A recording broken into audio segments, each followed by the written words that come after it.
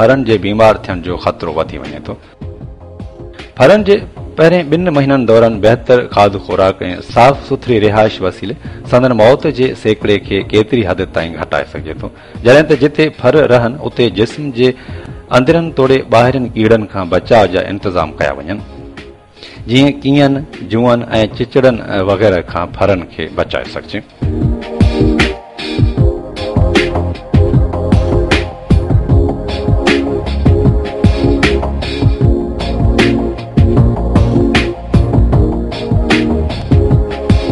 फरनि जी खुराक।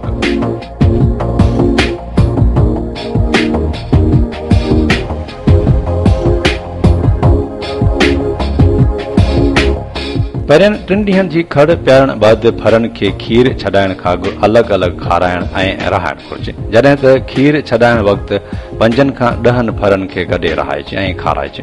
उन्हनि जे साए गाह तोड़े साफ़ पाणीअ ताईं जॾहिं वणेनि तॾहिं रसाई खे यकीनी बनाइण घुरिजे।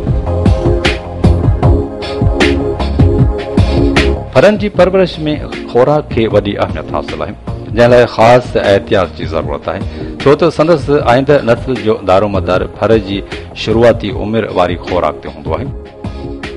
फर जी परवरिश 2 तरीक़नि सां थिए थी। पहिरियों तरीक़ो ख़ालिस खीर सां परवरिश जो आहे, जॾहिं त ॿियो तरीक़ो ख़ालिस खीर ऐं क्रीम कढियल खीर जो आहे। 4 खां 7 हफ़्तनि ताईं फर जे वज़न जे 10 हिसे बराबरि खीर पियारिजे। 9 खां 12 हफ़्तनि ताईं ख़ालिस खीर जो हर हफ़्ते चौथों हिसो घटाइबो वञिजे, जीअं 12 हफ़्तनि ताईं संदसि मुकमल खीर छॾाए सघिजे। 14 ॾींहनि खां साओ या सुकल गाह जंहिंमें अनाज जो गॾियल राशन मिलाइजे, एतिरो खाराइजे जेतिरो फर खाई सघे।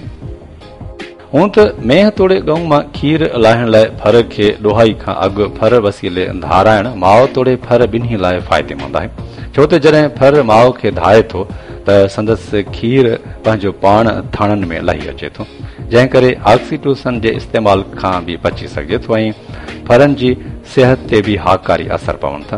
पर जीअं त वॾनि डेयरी फार्मनि ते मेह या गऊं खे फर धाराइण ख़फ़े वारो ऐं महांगो तरीक़ो सम्झो वञे थो, उन करे फार्मनि ते फरनि खे पालण जो बहितर तरीक़ो इहो आहे त फर खे पहिरियां 3 ॾींहं माउ जे थणनि मां खड़ पियारिजे, जंहिं बैदि फर खे माउ खां अलॻि कजे ऐं बाल्टी सां खीर पियारिजे, छो त इहो ई वक़्तु माउ खां फर खे अलॻि करण जो बहितरीन हूंदो आहे।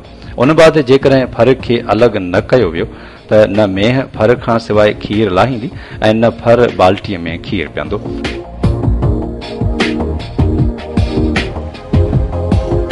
खीर खे 2 हिसनि में विरहाए सुबुह शाम पियारणु घुरिजे। फर खे शुरूआती 7 ॾींहनि बैदि दाणेदार खुराक ऐं साए गाह ते हिराइजे।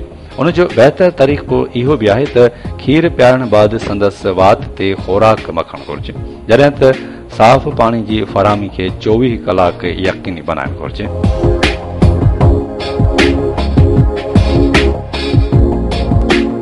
फरनि खे गाह कचे फर्श ते न ॾिजे, जो उन सां खेनि मिटी चटण जी आदत पवंदी ऐं गोल कीअं संदन पेट में दाख़िल थी वेंदा।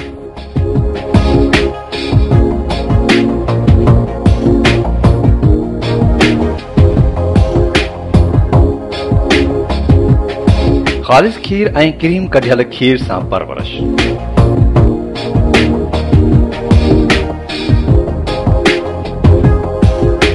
फर खे 4 ॾींहनि खां 4 हफ़्तनि ताईं ख़ालिस खीर संदन वज़न जे 10 हिसे बराबरि ॾिजे। 4 खां 6 हफ़्तनि ताईं अधु ख़ालिस खीर ऐं अधु क्रीम कढियल खीर पियारिजे। 6 खां 8 हफ़्तनि ताईं फर जे वज़न आहार ख़ालिस खीर 1 हिसो ऐं क्रीम निकितल खीर 3 हिसा पियारिजे, जॾहिं त 8 खां 12 हफ़्तनि ताईं खीर घणो हिसो क्रीम कढियल खीर जो पियारिजे। उन खां अलावा लूण ऐं पाणी मुहैया करणु ज़रूरी आहे।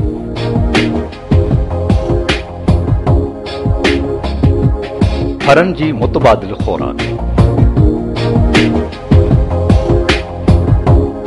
जदीद दुनिया में अहिड़े सुकल खुराक तयारु कई वञे थी जंहिं वसीले फरनि जी परवरिश करे सघिजे थी ऐं खीर बि बचाए सघे थो। इहा खुराक हाणे सिंध अंदरि बि इस्तेमालु करे फरनि खे पालियो वञे थो। अचो त उन खुराक खे खीर जहिड़ो ठाहिण ऐं फरनि खे पियारण जो तरीक़ेकार ॾिसी वठूं।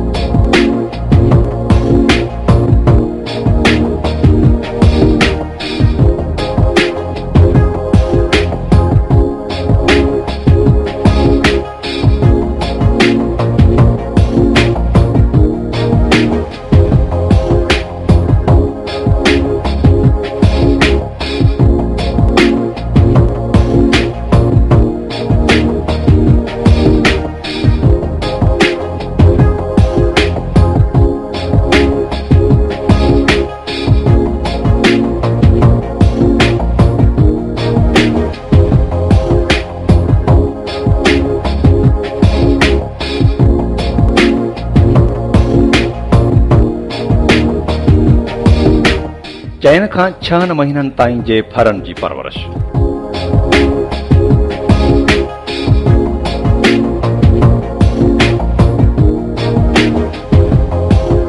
3 महीननि खां 6 महीननि ताईं जे उन्हनि फरनि जिन खे अलॻि रखियो वियो हो उन्हनि खे अहिड़नि जानवरनि जे वथाण ते बि आणे सघिजे थो जिते 50 जानवरनि ताईं जो वथाण हुजे ऐं सभई गॾु खाईंदा ऐं पीअंदा हुजनि। उन्हनि खे 15 खां 18% प्रोटीन मिलियल मयारी राशन ऐं साओ गाह ॾियणु घुरिजे, जॾहिं त उन उमिरि में लूसण ऐं बरसीम जो मिक़दार बि अहमियत रखे थो।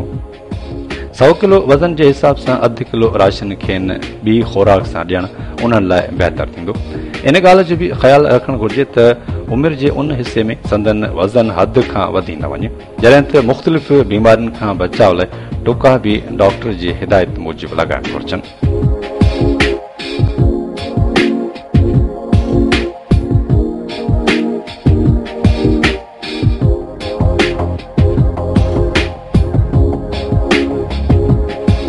छहनि खां 9 महीननि ताईं।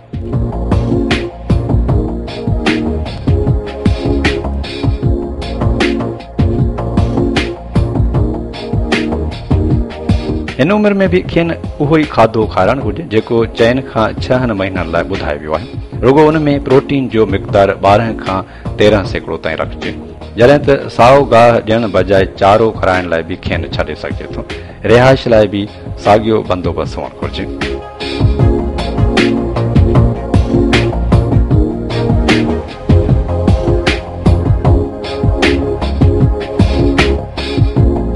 ॾहनि महीननि खां लॻजण ताईं।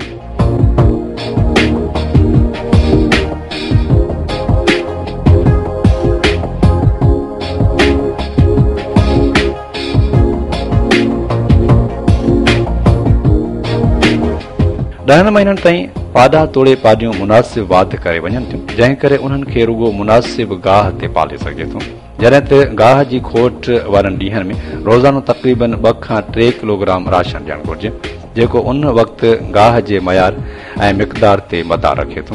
इन ॻाल्हि जो बि ख़ासि ख़्यालु रखणु घुरिजे त उन उमिरि में पाॾा तोड़े पाॾियूं पंहिंजो वज़न हद खां वधाए न वञनि, छो त उन सूरत में खेनि लॻजण ऐं फर ॾियण में सख़्तु ॾुखियायूं पेश अची सघनि थियूं ऐं संदन सॼी उमिरि जे खीर में बि घटिताई अची सघे थी।